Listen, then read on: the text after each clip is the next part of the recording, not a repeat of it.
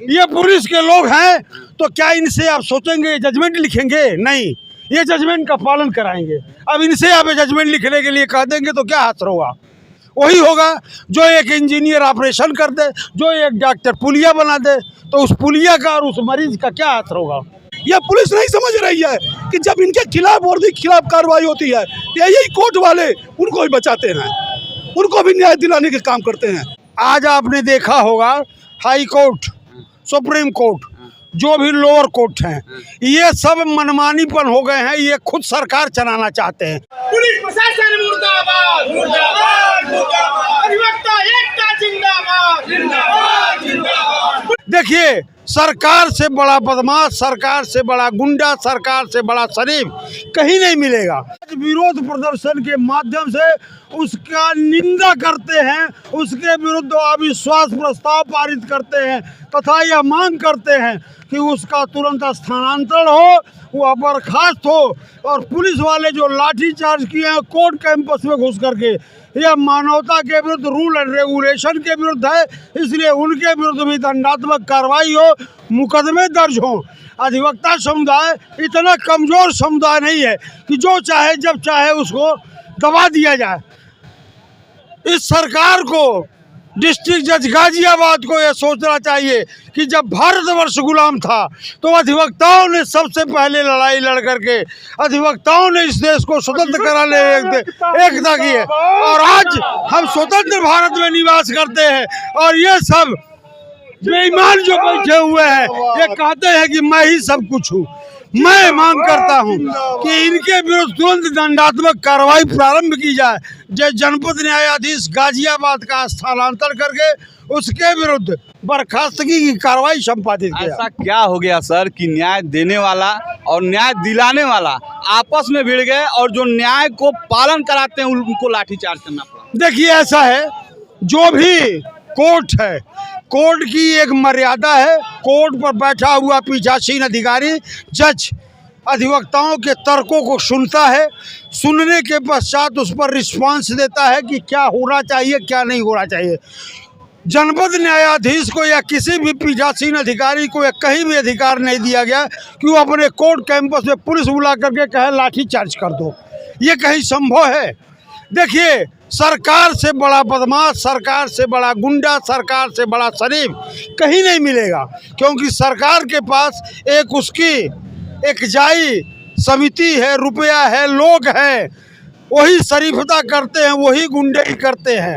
वो जब चाहेंगे तब एकत्रित कर लेंगे। लेकिन हम यह कहते हैं कि क्या इसीलिए सरकार बनाई जाती है कि आम पब्लिक को प्रताड़ित किया जाए, उनको मारा जाए, उनको अपनी जायज बातों को कहने से रोक दिया जाए? यहाँ आम पब्लिक की बात नहीं, अधिवक्ताओं की बात। अरे अधिवक्ता भी आम पब्लिक है। अधिवक्ता मार खाए हैं तो जितने आम पब्लिक मार खाए वो देखा है आपने? लेकिन एक सवाल ये है सर कि जैसे ये चीज तो सामने आ गई है कि अधिवक्ताओं को पुलिस बुला के पिटवाया गया, जी हाँ, लेकिन ये चीज सामने नहीं आ पा रहा है कि वो सिचुएशन क्या थी कि जज को पुलिस बुलाना पड़ा अधिवक्ताओं के लिए। ऐसा है, आज आपने देखा होगा हाई कोर्ट, सुप्रीम कोर्ट, जो भी लोअर कोर्ट हैं, ये सब मनमानीपन हो गए हैं। ये खुद सरकार चलाना चाहते हैं।